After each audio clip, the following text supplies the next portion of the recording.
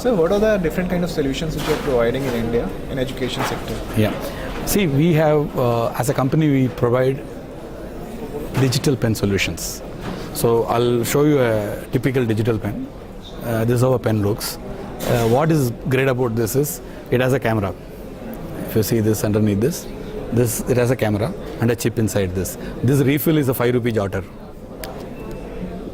Okay, this you can buy in any stationery shop. So there is no magic in this. The magic is in the pen.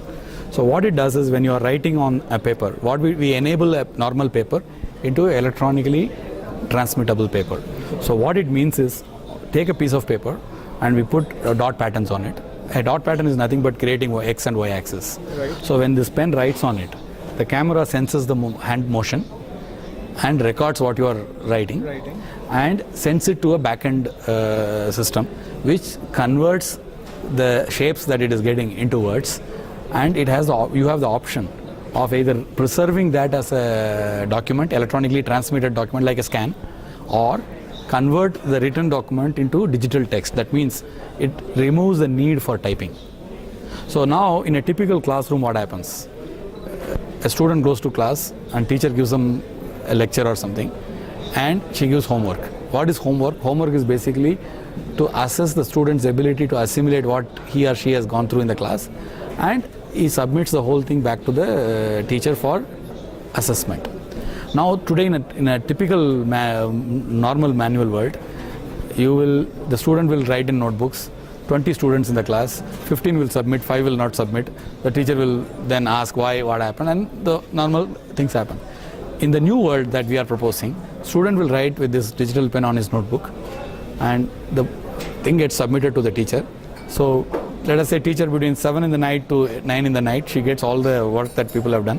Right. Now, this is the interesting stuff. The teacher can actually use her normal computer and give an annotation. Say, Rama, is this what we discussed in the class? I taught you that Mohenjo-daro and Harappa were cities which were in X year, but you are showing that now in a different year. Why? Did you not hear me? Or did you have a problem understanding me? Let us discuss this tomorrow. So this goes to the student, and she has reminder notes, and the student also has received it. He can. This is one-on-one teaching. In the current day world, teacher doesn't have the time. She is carrying. How much is the rate of accuracy? Because I think no, as an image, it is 100% correct. Right. As a converted utility, text, the digital text will have alpha 95% accuracy, and numeric about 98-99% accuracy, and it learns. Once you see the gap, you go and correct it. Next time you don't make the same mistake, because all of us don't write. The reason why optical character recognition fails is because everybody writes every letter differently. So what we have done is, in our system, we have created a dictionary, let us say, and put all the words that can possibly be there. The exception to this are names. Suppose a particular alphabet can be written 10 different ways. That is one. Or sometimes A looks like 4. Yes. I looks like 1. Yes. So to avoid it, we define the field as alpha or numeric. Okay. So we eliminate that error. And let us say pin code. You write a pin code, and I can convert it into the area. Let us say you write a pin code, and what you have written says Dariba Kalan. Okay.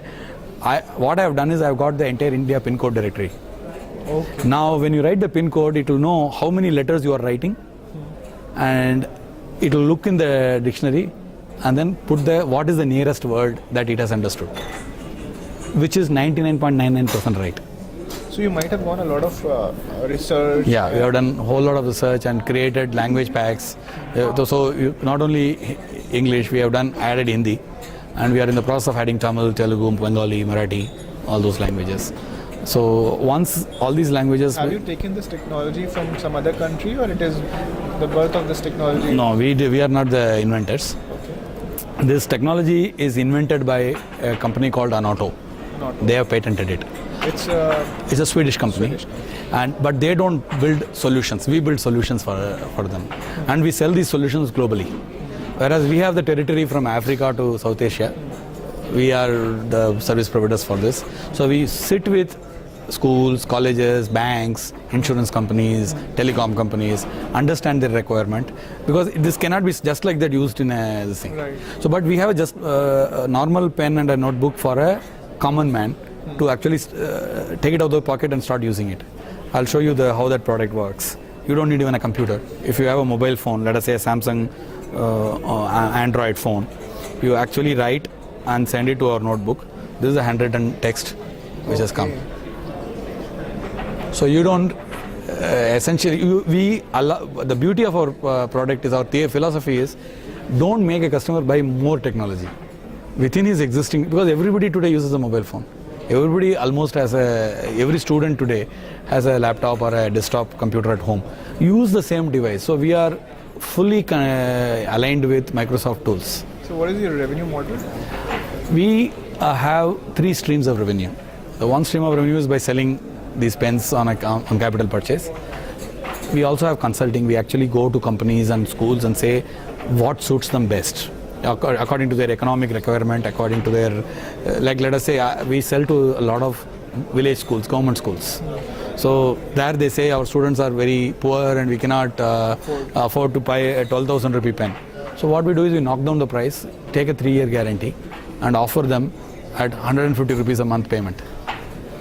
Oh, great. Okay, that is a rental revenue we achieve. Our intent is not that we are going to make, and these pens we don't sell at a very high profit margin. Our intent is to create more and more digital pen users. Thereby computing becomes easy. I tell you why this pen is useful. In a rural school or a rural area, power supply is not there for not more than 6 or 7 hours, and that too comes only in the night. Right. Now this pen, once you recharge it, Right. you can use it for 140 pages. Okay, 140 pages of writing you use, and then you can send it to a computing device which is elsewhere using a mobile phone which is also again battery driven. So computing happens without waiting for main power supply to come in. Great. It does work on power, but it works on a charged power. And this can, once you charge, it lasts for 140 pages, and it takes only 2 hours to charge.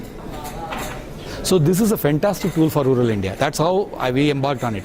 Originally, these pens were deployed in Africa, which have much worse situation than us.